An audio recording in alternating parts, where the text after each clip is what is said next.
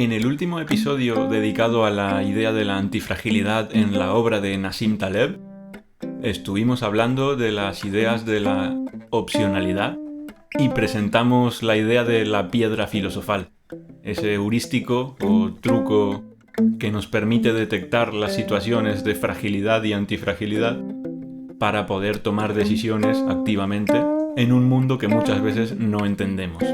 En este episodio terminaremos la serie dedicada a las ideas de la antifragilidad hablando sobre el concepto de la iatrogenia, en el cual podremos aplicar todas las diferentes ideas que se han ido presentando. Estás en La Cuerda Podcast.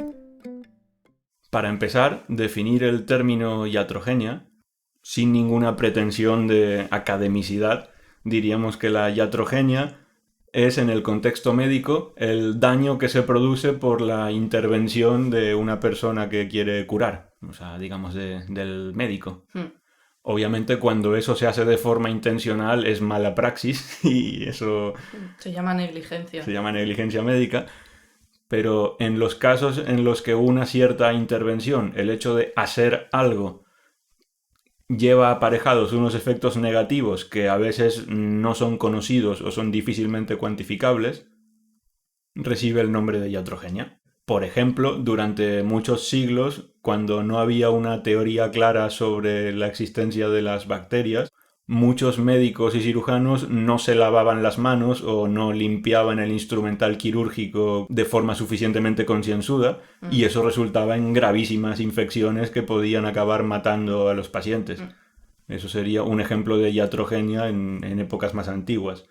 Entonces, claro, conforme avanza nuestro conocimiento de cómo funciona el mundo y cómo funcionan nuestros cuerpos, podemos ir conociendo, reduciendo y controlando esas fuentes de iatrogenia, pero la idea fundamental es que por muy avanzado y profundo que sea nuestro conocimiento, siempre habrá un reducto de ignorancia frente a lo que estamos haciendo, y en ese reducto de ignorancia es en donde se esconde al acecho la iatrogenia. En términos generales, lo que diremos es que siempre que se dé una situación de intervención en el sistema complejo que es el paciente, esa intervención llevará asociada algún tipo de iatrogenia. Ya sea en forma de efectos secundarios de un medicamento, de daños producidos por la anestesia durante una intervención quirúrgica o fallos de cualquier tipo que se hayan producido en la cadena. Bueno, pero esto no se puede saber a priori. O sea, tú cuando intervienes como doctor tienes la mejor de las intenciones para con el paciente. Y luego al doctor, en este caso, le sale el tiro por la culata y el paciente se ve perjudicado por la intervención del doctor. Claro, al final es un juego de números. En la medicina bien entendida, basada en la evidencia, normalmente el doctor interviene sabiendo que hace las cosas bien de manera que minimiza la posibilidad de que todas las cosas que sabe que pueden salir mal, salgan mal. Esa minimización nunca llevará el riesgo a cero, pero sí que lo reduce. Un punto a matizar aquí es que la iatrogenia no solamente está en esas cosas que el doctor sabe, como los efectos secundarios más o menos raros de un medicamento, sino sobre todo lo que los ingleses le llaman los unknowns unknowns, los desconocidos desconocidos. ¿Y eso qué es? Frente a las cosas que no sabemos, tú puedes estar en la situación de saber que no sabes ciertas cosas y puedes estar en la situación de no saber que no las sabes. Ajá. Entonces, muchas veces la parte más perniciosa de la iatrogenia está escondida justamente en los desconocidos desconocidos. No saber que no sabes. O sea, si tiramos de registro histórico, está llena la historia de la medicina. Por ejemplo, el caso de la talidomida, que era un fármaco que se usaba para tratar la náusea en mujeres embarazadas y que se tardó décadas en comprobar que eso causaba malformaciones muy graves en los fetos. Y hoy en día hay muchísima gente afectada por el tema. O por poner un ejemplo aún más rocambolesco, si se busca por internet podemos encontrar que cuando la radioactividad se había descubierto recientemente, Muchos médicos la vendían como si fuese una especie de cura milagrosa para todo, y de hecho se vendían botellitas de agua con radio o jarras con radio. No. Jarras con radio para que tú te pudieses fabricar tu propia agua radiactiva. No. Y eso era bueno porque te daba vitalidad, energía. Uy, sí, una vitalidad y una energía que... Esto a mí me suena que igual es mentira, ¿eh? O sea, lo dice Internet. Yo no digo que sea verdad porque lo diga Internet, pero a mí me suena haber leído que esto se acabó prohibiendo en un momento que alguien se bebió tantas botellitas de agua con radio que se le cayó la mandíbula, por darle un toque, Vale. un toque truculento al asunto. Ya veo. A lo que vamos es que de todas las intervenciones y tratamientos que son punteras hoy en día, a pesar de los mejores esfuerzos a la hora de hacer ensayos clínicos y tratarlos con el rigor estadístico que merecen, nada de ello nos puede garantizar que no existe alguna cosa de la que todavía no somos conscientes que puede estar teniendo un efecto negativo. Posiblemente dentro de 50 años descubramos efectos iatrogénicos de ciertas cosas que hoy en día se aplican, ciertas intervenciones que se realizan. Ya. Vaya, que esto no se puede evitar y va a existir siempre. Sí, Porque es el típico ensayo y error a nivel intervención médica. Claro, se puede hacer con más o con menos cabeza. O sea, la idea es que cuando se aplica la ciencia en el desarrollo de los tratamientos médicos, se busca llegar a conclusiones lo más sólidas posibles que permitan garantizar dentro de unos márgenes razonables la seguridad de la intervención. El problema, como siempre, es que eso se realiza en base a la información que hay en el pasado y en el presente. Y muchas veces, como hemos dicho, en los ámbitos complejos, la información importante para el kit de la cuestión está en el futuro. Entonces, nos pongamos como nos pongamos, pues sí, el problema de la iatrogenia va a seguir estando presente siempre que se obre vía positiva. Lo cual, por cierto, nos permite enunciar una definición mucho más general de iatrogenia. Iatrogenia más allá del ámbito estrictamente médico. Podríamos decir que todos los efectos negativos, inesperados, que se derivan de cualquier tipo de intervención por vía positiva, caerían dentro del paraguas de lo que es la iatrogenia. Podríamos hablar de iatrogenia a nivel social, por ejemplo, o iatrogenia a nivel ecológico. Vamos, que la sobreintervención puede ser nociva en cualquier ámbito de la vida. En cualquier ámbito de la vida que sea un sistema complejo y epistémicamente opaco. Vale. Que es básicamente casi cualquier ámbito de la vida. Sí, hablemos en términos talevianos, sí. Vale. Entonces, yo prefiero remarcar e insistir en el tema para que quede claro. Cualquier cosa que sea una intervención vía positiva es susceptible de contener iatrogenia. Cualquier cosa. O sea, tomarse una infusión... Pero claro, cuando tú dices cualquier cosa vía positiva, quiere decir que en cualquier momento que estés tú actuando o haciendo algo, puedes estar cayendo en la iatrogenia. Porque la vía positiva, al fin y al cabo, es vivir. O sea, es hacer cualquier cosa. No necesariamente, porque el sistema complejo que tú eres, con los mecanismos homeostáticos de autorregulación que tú posees, han sido perfilados por una serie de presiones y selecciones evolutivas que lo llevan a mantenerse en ese equilibrio dentro de unos ciertos márgenes. Entonces, por ejemplo, la actividad física claramente forma parte de ese plan, entre comillas. Para ti, hacer actividad física sería una cosa que caería dentro de la vía positiva, es yo hago ejercicio, y sin embargo, hacer actividad física, en la medida en que tu cuerpo evolucionó para necesitar y beneficiarse de esa actividad, y lo anómalo es la ausencia de esa actividad, no sería susceptible de contener iatrogenia o de producir iatrogenia. Porque esto creo que ya lo hemos comentado alguna vez precisamente con este ejemplo, Sí. que en el caso de la vía negativa, dejar de hacer ejercicio sería la intervención, mientras que hacer ejercicio sería la vía negativa, porque es lo que mantiene al sistema dentro de su equilibrio por defecto. Entonces, como comentaba, todo lo que aleje al sistema complejo que somos, de los parámetros de funcionamiento para los cuales la evolución nos ha seleccionado, es susceptible de producir efectos iatrogénicos. Eso significa que tenemos que vivir en una paranoia permanente de que cualquier cosa que no sea vivir como los hombres de las cavernas. ¿Cómo vivir con esto? Claro. Porque hasta cierto punto, si nos ponemos muy así, llevar ropa puede tener iatrogenia, ¿no? Claro. Subir escaleras puede tener iatrogenia. Beber... cualquier cosa. Bueno, a modo de curiosidad, Taleb en una entrevista, él comenta que, si no recuerdo mal, era algo así como que él no come ningún alimento que no estuviese presente en la dieta de sus antepasados. Ah, sí, uff. Y que no bebe ningún líquido que no tenga un nombre en latín o griego antiguo.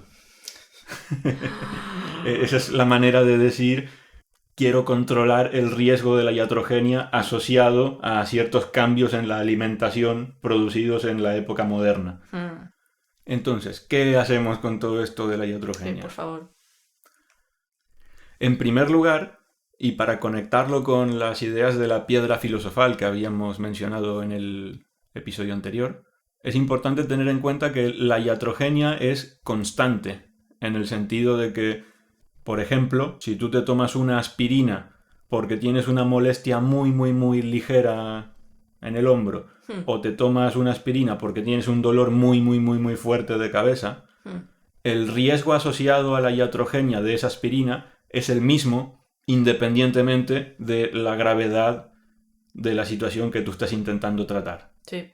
Y esto nos permite concluir de forma inmediata que en algunas situaciones, en aquellas situaciones en donde nuestro estado de salud es prácticamente perfecto y lo que hay es algo muy, muy, muy menor, el hecho de intervenir con esa aspirina nos hace incurrir en un riesgo más grande que el beneficio que obtenemos al tomar esa aspirina. Es decir, nos estaríamos poniendo en una situación de concavidad, como habíamos dicho, de daño acelerado, porque estamos en posición de que tenemos más que perder que ganar a partir de esa intervención. Sin embargo, en una situación en la que una persona está en un estado de salud muy delicado o muy grave, por norma general, cualquier potencial iatrogenia derivada de su tratamiento será menor que el beneficio potencial en caso de que ese tratamiento funcione adecuadamente. En esa situación, la persona está en una posición de convexidad porque tiene mucho más que ganar que perder. Hablando en plata, si una persona está a punto de morirse, cualquier tratamiento experimental le irá bien, porque si la alternativa es morirse, todo lo que sea no morirse le va a suponer un beneficio.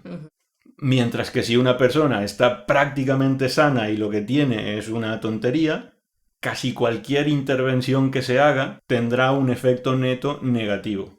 Para ejemplificar esto, una cosa que Taleb menciona es que en la antigüedad, y de hecho hasta hace bastante poco tiempo, justamente por el desconocimiento de las bacterias, de las infecciones y de cómo funciona nuestro cuerpo, en un amplio número de casos ir al médico era mala idea, debido a que normalmente te podían recetar sangrías o que te tomes cualquier tipo de potingue que se habían inventado ellos. ¿Sangrías? Estamos hablando de sangría española. De la bebida. Sangrías que te hacían cortes en los brazos para sacarte la sangre. Sí. Las flebotomías. Sí. Porque había una teoría de que el cuerpo tenía unos humores y que esos humores, esos líquidos estaban contaminados y había que sacarlos fuera. Sí. Entonces, claro. Como si fuera el aceite del coche, ¿no? Sí, totalmente. Solo que en esa época tampoco habían coches, así que no sé de dónde se inspiraron. Entonces, por eso Taleb nos comenta que a lo largo de la historia de la antigüedad, lo normal es que cuando una persona tenía un problema de salud, lo que hacía era ir a rezar al templo. No, al templo. Entonces, con esto que estamos comentando, de repente no es una locura ir a rezar al templo, porque lo fundamental de ir a rezar al templo no es que un dios vaya a intervenir e interceder por nuestro estado de salud para que cambie a mejor, sino que ir a rezar al templo es la intervención que nos evita ir al médico. siendo el médico la intervención que contiene una cantidad desproporcionada de iatrogenia. Si nos ponemos darwinistas, lo que diríamos es que la mayoría de la gente que iba al médico se acababa muriendo, la mayoría de la gente que iba al templo acababa sobreviviendo, y entonces al final la gente que estaba ahí vivita y coleando y podía escribir y contar su experiencia era la que había ido al templo y no al médico. Es decir, la fe perdura. La fe. La fe es, tú vas al templo a rezarle a una divina providencia. Según la fe que profeses, me da igual, pero estás teniendo fe. No estás recurriendo a un recurso tecnificado ni nada que tiene una definición exacta, sino que es eso difuso que se llama fe, que puede venir de la divina providencia o no. Bueno, sí, esto Taleb se pega de hostias con la mano derecha y con la mano izquierda con, por ejemplo, la comunidad del nuevo ateísmo. Por ejemplo, que Sam Harris es un ejemplo conocido, Richard Dawkins, Sí. que tienen una visión más reduccionista de la fe como una cuestión irracional y propia de una humanidad en un estadio más infantil. Y Taleb se mosquea bastante con ellos porque desde su punto de vista lo que es la fe es un mecanismo altamente sofisticado de gestión de riesgos en situaciones de opacidad epistémica. Sí, Mecanismos sí. evolucionados de forma orgánica en el seno de las diferentes sociedades que nos orientan en la vida en condiciones en donde no tenemos ni idea ¿Qué es eso? de lo que hay. Claro. Entonces, claro, una persona más racionalista siglo XXI diría, vale, pero es que eso era antes y ahora sí que sabemos. Y una persona como Taleb lo que diría es, ¿tú estás seguro que en el año 3000 no se van a reír de la ingenuidad que teníamos hoy? Porque si crees que en el año 3000 se van a reír, entonces ahora tampoco tienes derecho a creerte muy listo. Y a lo mejor lo que tú piensas que es un mecanismo obsoleto y que ya ha dejado de servir, no solamente sigue siendo perfectamente válido, sino que es patentemente superior a cualquier modelito racional que tú puedas haber parido junto con tus 4 amigos en una reunión en el bar. Y lo fundamental de esto es que solamente lo sabremos cuando haya pasado el tiempo. Estás en La Cuerda Podcast. Cualquier significado encontrado en el programa es pura coincidencia.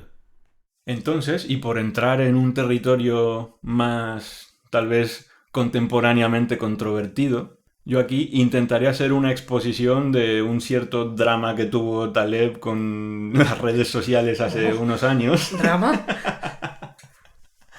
En donde, en resumidas cuentas, lo que Taleb vino a decir es que la homeopatía es una versión moderna de control de la iatrogenia que tiene un papel relevante a la hora de evitar la sobreintervención o la intervención en general en condiciones de concavidad. Dicho en cristiano, Por favor. que a lo mejor si tienes una ligerísima molestia en la rodilla y te tomas un paracetamol y ese paracetamol puede matarte, porque cada año hay una cantidad de gente que muere por alergias o efectos secundarios raros pero existentes al paracetamol. Sí, es un riesgo que está ahí.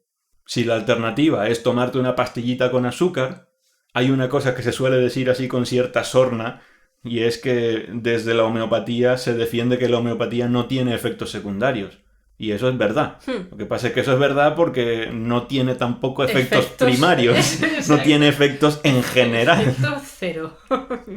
Ya. Entonces eso para mí está fuera de toda cuestión. El día que la homeopatía demuestre que tiene un efecto, lo celebraremos. Pero de momento eso no está claro. Eso no... Pero es que tampoco se trata de eso, ¿no? O sea, la gente que pone que se hace pruebas. Me voy a tomar estos blisters de medicamento real, fehaciente. Y me voy a tomar estos blisters de una pastillita que tiene azúcar con tinte azul. Y hace la comparación. Y te hacen la demostración de que no han sentido nada de alivio con los blisters de la homeopatía. Hay vídeos de estos por ahí, por internet. De gente haciendo demostraciones con el medicamento de verdad y el medicamento de mentira, por así decirlo, que sería la homeopatía. Y te dicen que no sienten nada con la homeopatía. Y tú te quedas con esa idea reduccionista de que eso es todo, no funciona, 0 efectos. Y te quedas ahí. Es que es verdad. Bueno, sí, pero de la entrada, cuestión es que tampoco... Es que queremos ir un poquito más allá, ¿no? De eso. Sí, es que el punto es sutil. O sea, si alguien está pensando, este tío está justificando la homeopatía, hay que quemarlo... No es esa la idea. Yo estoy plenamente de acuerdo. La homeopatía, si funciona, funciona al mismo nivel que el placebo.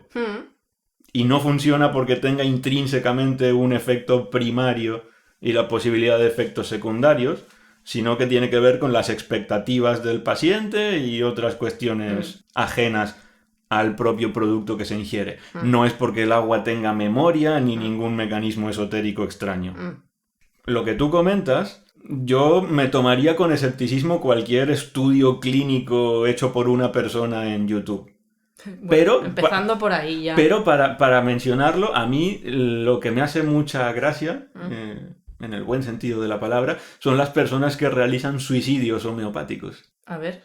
Esto es una manera de decir, si la homeopatía tuviese algún efecto, yo me compro 7 cajas de tranquilizante homeopático, me las tomo todas de golpe, y si esto tiene cualquier tipo de efecto tranquilizante, yo debería de caerme muerto. Claro, de la tranquilidad me muero. Claro, te da ahí la tranquilidad definitiva y permanente.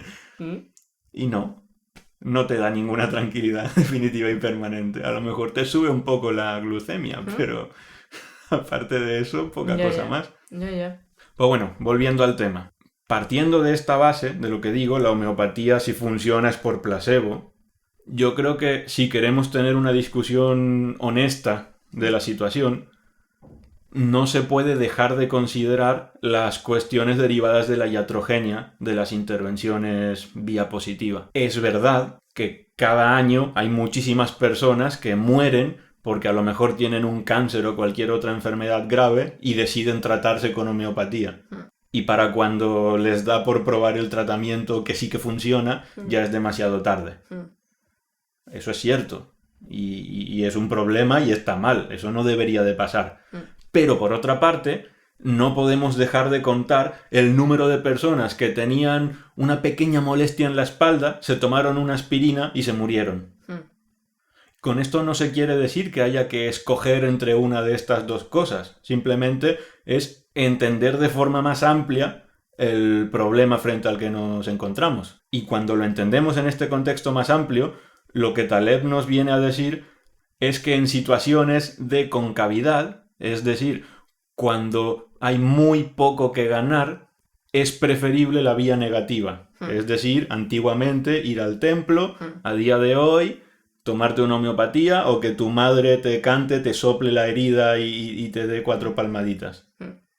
Luego, otra conversación completamente aparte sería cómo se sustantiva esto en el mundo. A lo mejor el hecho de que hayan empresas vendiendo cajitas de pastillas de azúcar a precios desorbitados no es una parte intrínseca de la solución.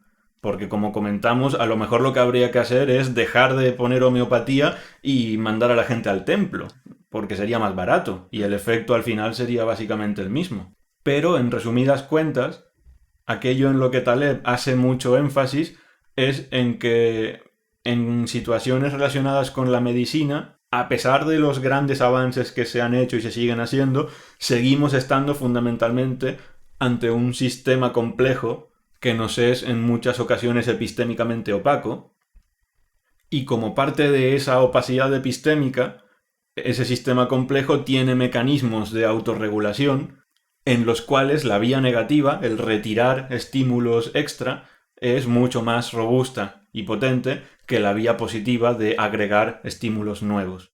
Y yo creo que es importante traer a colación otra situación en donde posiblemente si alguien no está nada convencido con esto que estoy diciendo ahora, seguramente sí que lo esté con lo que voy a decir, y es la situación del clima, del cambio climático.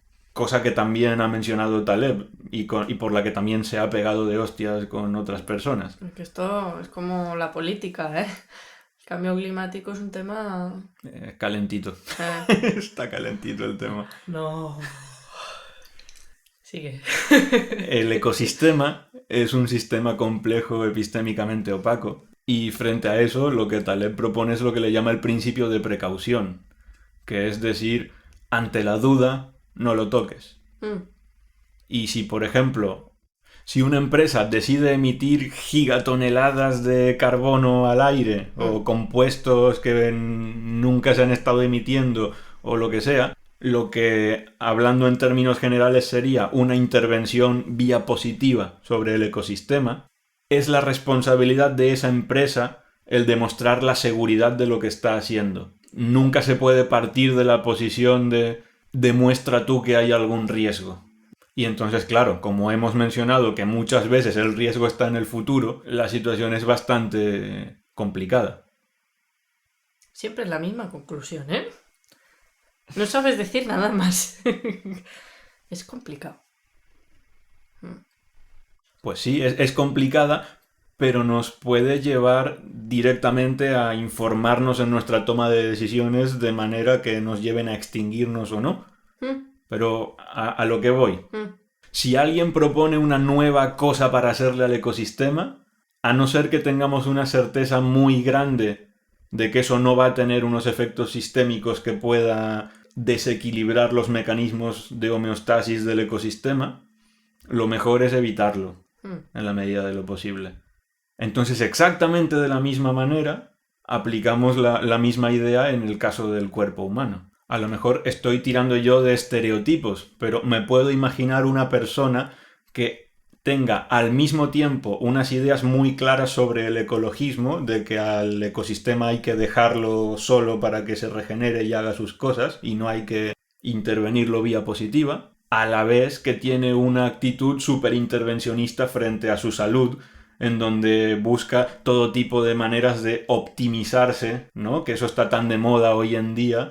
El tema del transhumanismo y sin ir a versiones tan extremas, el hecho de considerar que somos como lavadoras venidas a más y que podemos hacer toda una serie de trucos para tunear el motor y las partes de esa lavadora para llevar al siguiente nivel el rendimiento que se tiene. Entonces, cuando se hace eso, o simplemente cuando se tiene esa actitud de, vamos a llamarle, fe ciega frente al diagnóstico médico. El hecho de decir... Sí, doctor, yo me fío de usted. Lo que usted me diga. Lo que usted me diga va a misa. Yo sé que eso también es meterse en terreno pantanoso. Y yo creo que a la última, eso es una cuestión que depende más del temperamento de cada persona y de una posición básica de su filosofía de vida. Sí. No vengo aquí a decir que hay una manera mejor y otra peor. Simplemente lo que quiero decir es que hay personas que son naturalmente más escépticas y reacias, ¿no? No por nada los médicos se los suele llamar matasanos. Sí. Esa es buena, ¿eh? Es verdad. Sí. No sé, a los pilotos de avión no los llaman estrellaaviones.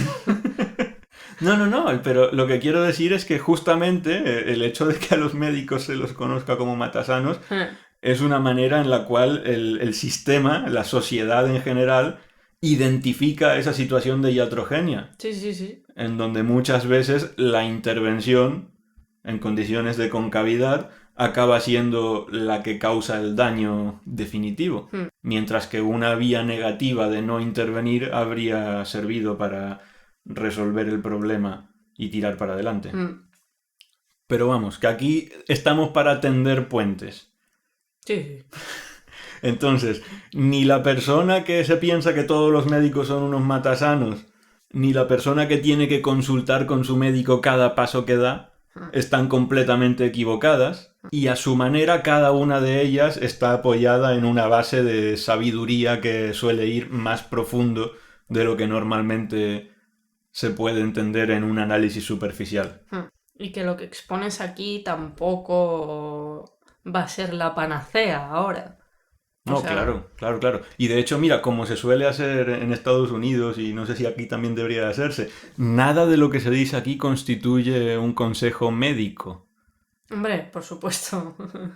Nada de lo que yo digo debería de hacer que tú dejes de tratarte de cualquier cosa que te estés tratando, etcétera, etcétera. Ni mucho menos, no hagan caso a Federico. Aquí, y esa es otra crítica que se le hace muchas veces a Taleb, es decir, ¿cómo puedes opinar de medicina si no eres médico? ¿Cómo puedes opinar del clima o del Es que ecosistema. se mete hasta en la arquitectura. Que digo, pero a ver, ¿qué cojones? Yo me estoy leyendo Antifrágil, me lo leo así como Rayuela, ¿sabes? Así como saltándome capítulos y tal, y de repente veo como un capítulo con una parrafada sobre arquitectura. Es que se mete en todo. Sí, la cuestión es que él lo hace basándose en argumentos que se derivan de la teoría de la probabilidad y de la estadística. Ya, pero con esto me estás diciendo que como juega con estadística y números, es algo más concreto que él puede justificar de manera más contundente que si fuera a través de otro campo. O sea, es menos cantamañanas porque viene de ese campo. No, justamente es que cuando Taleb suelta sus diatribas frente a estas cosas, lo hace desde la posición de esos posibles desconocidos desconocidos. Uh-huh. Entonces, es verdad, y es una crítica legítima, que muchas veces las personas a las que Taleb critica conocen mucho más a fondo la materia en la cual se está haciendo la crítica. Lo que pasa es que normalmente la crítica que Taleb realiza no se basa en decir lo que tú dices está mal o yo sé más que tú, sino en poner de manifiesto la posibilidad de que, igual que de forma invariable y súper frecuente a lo largo de toda la historia, las cosas que en su momento eran el caballo de batalla del conocimiento, el no va más y lo más sólido y de lo que todo el mundo estaba convencido, Sí. acabaron resultando ser ideas bastante malas por motivos que en el momento no se conocían. Si uno suma 1 más 1, puede llegar a la conclusión de que, sin saber dónde, en las actividades humanas que se hacen a día de hoy, una parte de ellas han de estar incurriendo en riesgos similares. Entonces lo que Taleb hace es, aplicando la probabilidad, identificar las situaciones en donde esa posible presencia de efectos negativos ocultos sea particularmente sangrante o nos pueda poner en riesgo a nivel sistémico, en plan que pueda jugarse la extinción de la especie. Ya. Entonces, lo que comentaba antes de opinar en campos muy técnicos desde una base de probabilidad pura, sería, por ejemplo, como si tuviésemos un montón de personas jugando a la ruleta rusa, que son grandísimas expertas en pólvora, en revólveres, en explosiones, en balas. O sea, son eminencias en todo lo relacionado con la práctica y la teoría de la ruleta rusa. Uh-huh. Y Taleb es la persona que dice, oye, en base a lo que yo sé de probabilidad, jugar a la ruleta rusa es muy mala idea. Y entonces una persona le diría, no, tú, si no entiendes lo suficiente de casquillos, de balas, de pólvora, de revólveres y de todo esto otro que nosotros sí que entendemos mucho, evidentemente no sabes cuál es el problema. Y por lo tanto tu opinión no va a ser tenida en cuenta dentro del ámbito de los expertos, de los que sí que lo sabemos todo y estamos avanzando cada día el conocimiento sobre el juego práctico de la ruleta rusa. Obviamente, en el ejemplo de la ruleta rusa queda muy claro, pero lo que Taleb dice de forma incansable es que muchas de las cosas que se hacen en los ámbitos humanos, yo creo que el ejemplo típico a la que uno lo lea un poco y lo siga es el de los economistas. Es algo consustancial a los economistas el estar muchas veces jugando a la ruleta rusa sin saber que están, sin ser conscientes de que están jugando a la ruleta rusa. No saben que no saben. Exacto. Y para cuando lo descubren, igual que pasaba con el pavo, el daño ya está hecho y es irreparable. Entonces, con situaciones como el cambio climático o casos como la medicina, ocurre algo completamente análogo, que es decir, uno, conociendo las estructuras de ciertas probabilidades, puede llegar a conclusiones que, en caso de chocar con lo que conoce un experto en la materia, no está tan claro que haya que preferir la opinión del experto en la materia. Porque muchas veces lo que le pasa al experto es que ha ido mucho más hondo dentro del campo, pero se ha dejado fuera justamente esos desconocidos. Ya. Y entonces su opinión, si bien es enormemente erudita y a su manera tiene el mérito que tiene por ello, puede tener un punto ciego importante por el hecho de estar excluyendo esa parcela de ignorancia irreducible que nos encontramos siempre que tratamos con cualquier problema en el mundo real.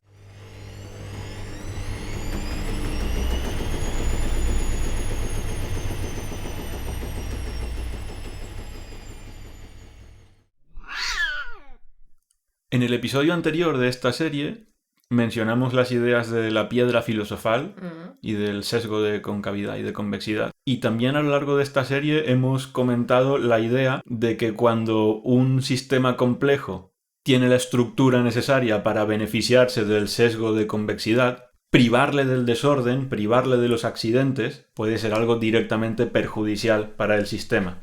Digamos que el sistema tiene una sed de desorden intrínseca y que la presencia de un cierto grado de desorden es necesaria o hasta imprescindible para su buen funcionamiento. Entonces, en ese sentido, yo creo que se podría considerar que el exceso de orden en una sociedad en la que la temperatura siempre está regulada a un nivel constante y las comidas siempre vienen a ritmos constantes y con balances calóricos y nutricionales bien partiditos, etcétera, etcétera. Y me pongo una alarma para ir a jugar a squash. Me despierto cada día a la misma hora, etcétera. Me está entrando sueño y todo. Claro. Todo esto, en la medida en la cual somos sistemas antifrágiles, puede tener efectos iatrogénicos sobre nuestras personas.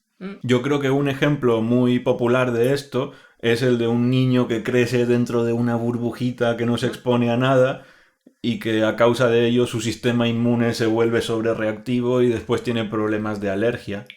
O a nivel psicológico simplemente. Un niño al cual siempre se lo han puesto todo fácil, nunca ha tenido ninguna dificultad de nada y luego crece siendo una persona intolerante con baja tolerancia a la frustración y todo es un drama. Esos son ejemplos en los cuales privar a un sistema complejo con sed de desorden del desorden puede acabar perjudicándolo.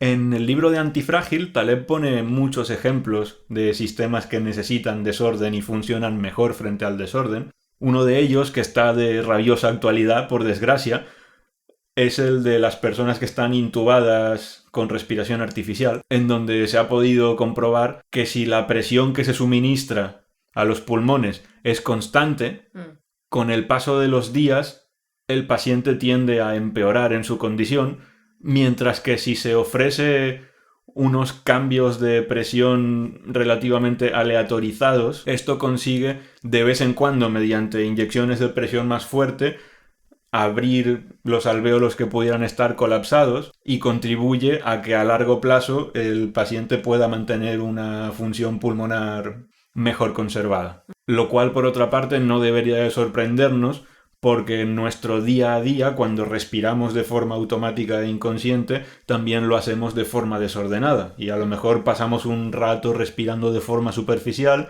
y de repente nos viene un suspiro y respiramos bien hondo y nos quedamos muy a gusto. Sí. Y como hemos mencionado antes, el tema de tener las comidas bien pautadas y todo exactamente regularizado, este es otro campo en el cual Taleb también tiene estopa para repartir, porque lo que él comenta es que probablemente los seres humanos hayamos evolucionado en un entorno en el cual la comida aparecía de forma más bien infrecuente y en grandes cantidades en los casos en los cuales se podía cazar un animal, mientras que en el día a día, para ir sobre la marcha, por ejemplo, lo que podíamos era comer raíces, frutas, plantitas que hubiesen por ahí.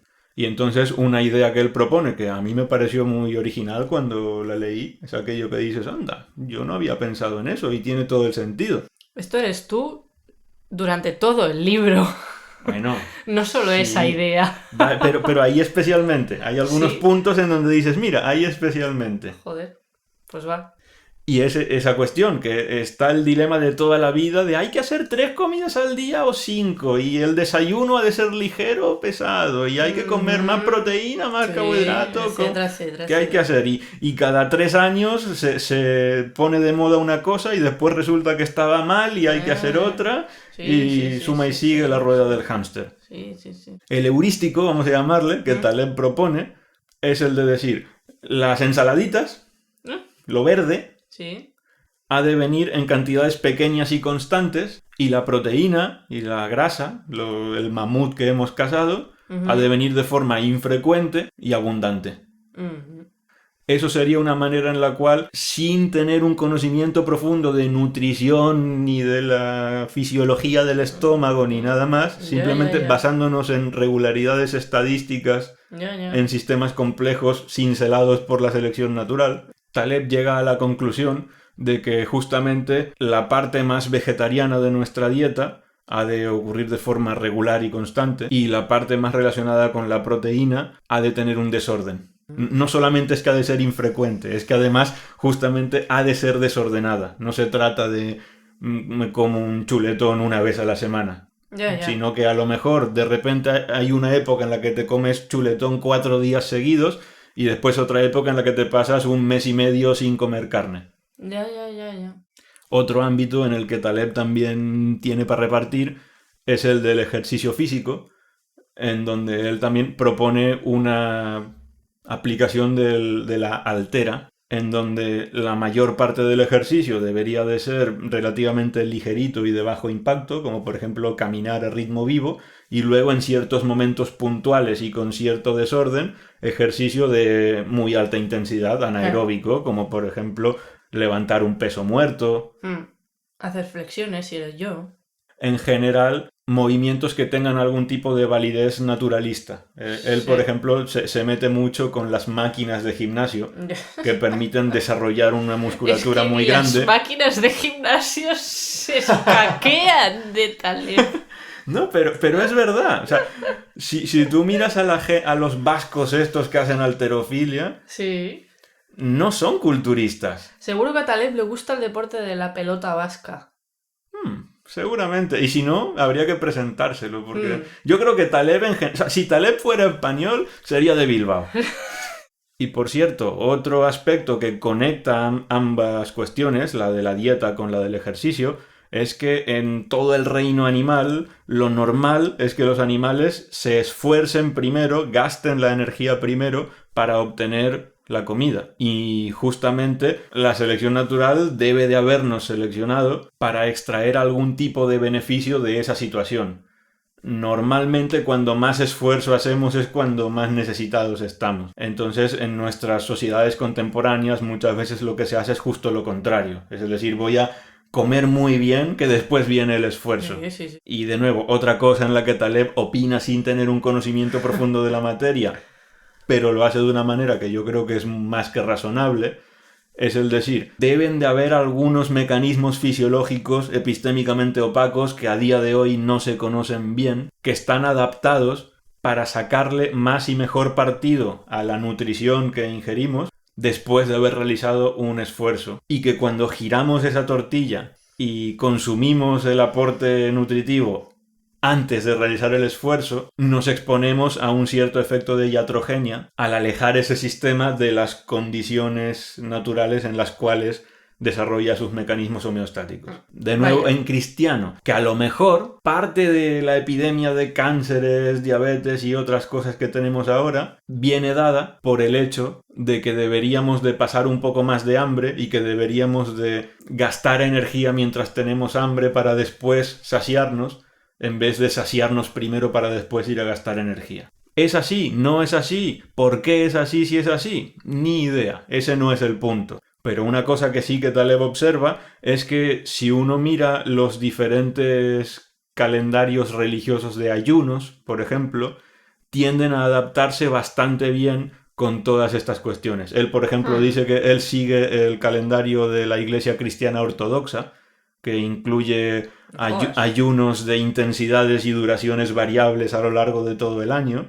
Y entonces esa es su manera de delegar y olvidarse del tema. ¿Cómo inyecto desorden y variabilidad en mi dieta? Pues lo que él hace es seguir esos calendarios de ayunos. En buena parte de los días no puede comer carne y hay otros días que no puede comer casi nada y hay días que son de ayuno total. La cuestión es que frente a eso uno puede considerar que ese calendario de ayunos es una cuestión puramente arbitraria, o que se remonta a las cosechas malas y el hambre que pasaba la gente por los pueblos hace 2000 años, Sí. lo cual puede ser, en parte puede ser así, pero también en parte puede ser que eso sea, de nuevo, un mecanismo muy avanzado de gestión del riesgo y de la iatrogenia en condiciones de opacidad epistémica, que evolucionó de forma orgánica en el contexto de las diferentes sociedades.